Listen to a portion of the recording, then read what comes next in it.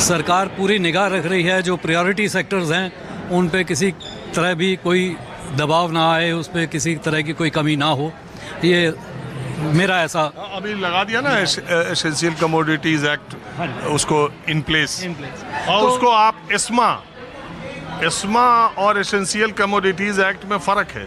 लोग उसको बहुत लोग कह रहे हैं कि एस्मा लगा दिया, एस्मा नहीं लगाया, एसेंशियल कमोडिटीज एक्ट। एस्मा में तो प्रदर्शन करने की और स्ट्राइक करने की और ये सब आपको निषेध किया जाता है, आपको बैन किया जाता है, आप ये नहीं कर पाएंगे।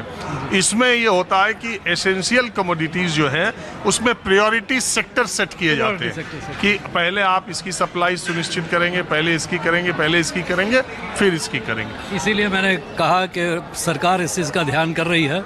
जो प्रायोरिटी सेक्टर्स हैं उन पे खास उनकी निगाह है। ये सरकारी सूत्रों का तो बहुत तरह सूत्र ही असल में सब बता भी रहे हैं, सरकार थोड़ा कम बता रही है। सूत्रों का ये कहना है कि 21 दिनों तक अभी हमारे पास रिजर्व्स हैं। तो सरकार की अब तक की इस मसले में जो भूमिका रही है वो आपको ठीक? बहुत अच्छी। और सरकार इस इशू के ऊपर और इन जनरल वार के ऊपर बड़े ध्यान से और बड़े सोच विचार से अपने कदम रख रही है, अपने विचार रख रही है। ये विरोधी दल वाले तो कह रहे हैं कि ये ट्रंप और इनके दबाव में आकर के ये देखो जी, पता नहीं विरोधी दल नहीं कहेंगे तो विरोध कैसे करेंगे? तो विरोधी दल का काम है, वो अपने नज़रिए से कहते हैं।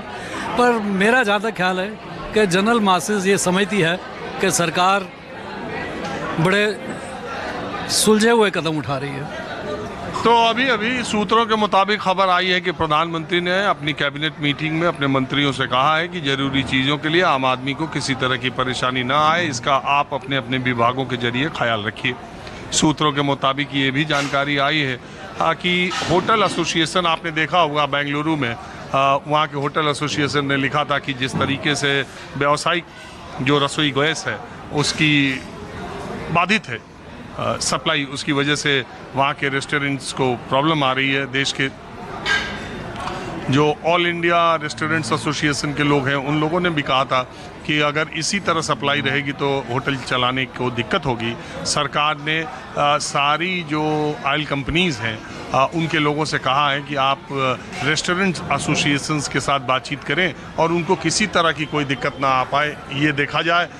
10% हम अपनी LPG का उत्पादन विपरीत परिस्थितियों में बढ़ा रहे हैं। अभी जब शुरू सरकार के सूत्रों के मुताबिक जो जानकारी मैं आपको दे रहा हूँ, शुरुआती दौर में दिक्कतें थीं, लेकिन धीरे धीरे अब पटरी पर चीज़ें आ रही हैं और मैनेज किया जा रहा है। और आने वाले दिनों में, युद्ध के बाद के दिनों में, भारत ही एक ऐसा देश होगा सूत्रों के मुताबिक जो इस तरीके से, इस समस्या से सबसे तेज़ी से और सबसे सही तरीके से उबरने में कामयाब होगा।